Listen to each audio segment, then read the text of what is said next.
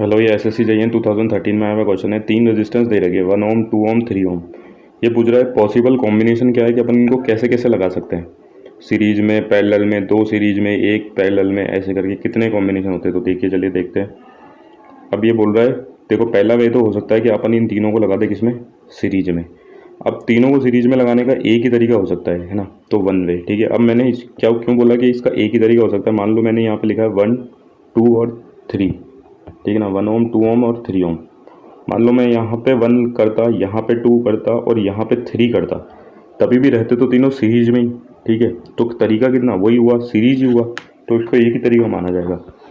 ऐसे ही मैं बोलता हूँ यहाँ पे करता है ना, यहाँ पे भी तीनों को अगर पैरेलल में लगाता, 1, 2 और 3 तीनों को पैरेलल में है। ठीक है, ये भी एक ही तरीका माना जाएगा, क्योंकि मान लो अभी मैंने ऊपर से लिखा है 1, 2 और 3।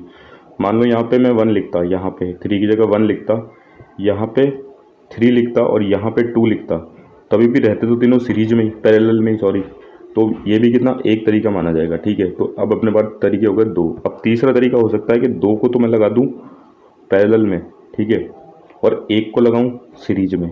अब इसमें लगाने के 3 तरीके हो सकते हैं। ठीक है, सबसे पहला तो आप एक ये देख ही रखोगे, ये 1 ओम को इधर रखा गया, 2 ओम को इधर रखा गया और 3 ओम को इधर रखा गया। ठीक है, मतलब 1 ओम को सीरीज में, 2 और 3 को पैरेलल में। मान लो मैं यहाँ पे 3 को रख देता, 3 को सीरीज में और 2 और 1 को पैरेलल में, तो ये होता एक तरीका। ऐसे ही मैं एक बार 2 को यहाँ रख सकता था और 1 और 3 का कॉम्बिनेशन बना सकता था। ऐसे ही मैं यहाँ पे 3 को एक बार यहाँ रख सकता था और 1 और 2 का कॉम्बिनेशन बना सकता था। तो ऐसे ऐसे करके 3 तरीके से मैं ऐसे लगा सकता हूँ कि 2 को तो लगाऊँ पैरेलल में और 1 को लगाऊँ सीरीज में। ठीक है, अब यहाँ पे कितने तरीके हो सकते हैं कि एक तरीका ये हो सकता है कि 2 को लगा दूँ मैं सीरीज में और उसको 1 के साथ पैरेलल में। ठीक है, वहाँ पे 2 को पैरेलल में, उसको कॉम्बिनेशन को 1 के सीरीज में, और यहाँ पे 2 को सीरीज में और कॉम्बिनेशन को 1 के साथ पैरेलल में। अब इसको लगाने के भी 3 तरीके हो सकते हैं।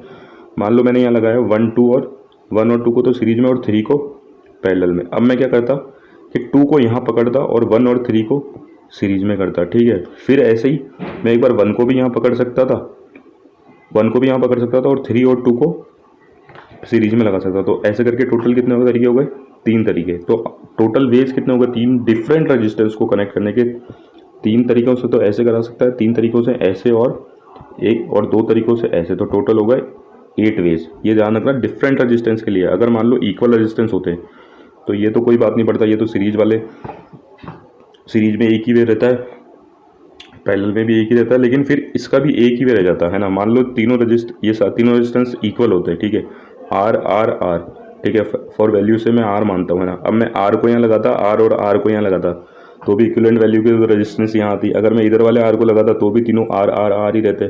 ठीक है, तो एक ही वे बच जाता है ना। और यहाँ पे भी वही सिमिलर सिस्टम हो जाता है ना, आर आर आर। मैं तीनों में से किसी को भी यहाँ लगाऊं, वैल्यू वही आनी थी। ठीक है, तो अगर सेम रेजिस्टेंस होते तो नंबर ऑफ वेज कितने हो जाते, अपने पास सिर्फ 4 वेज होते। ठीक है, 1, 2, 3 और 4। लेकिन डिफरेंट रेजिस्टेंस के लिए अपन ने कितने केस देखे, 8 तरीकों से अपन लगा सकते हैं, लेकिन सेम रेजिस्टेंस के लिए सिर्फ 4 तरीके रह जाएंगे। तो आप इसको देख लें एक बार। Thank you.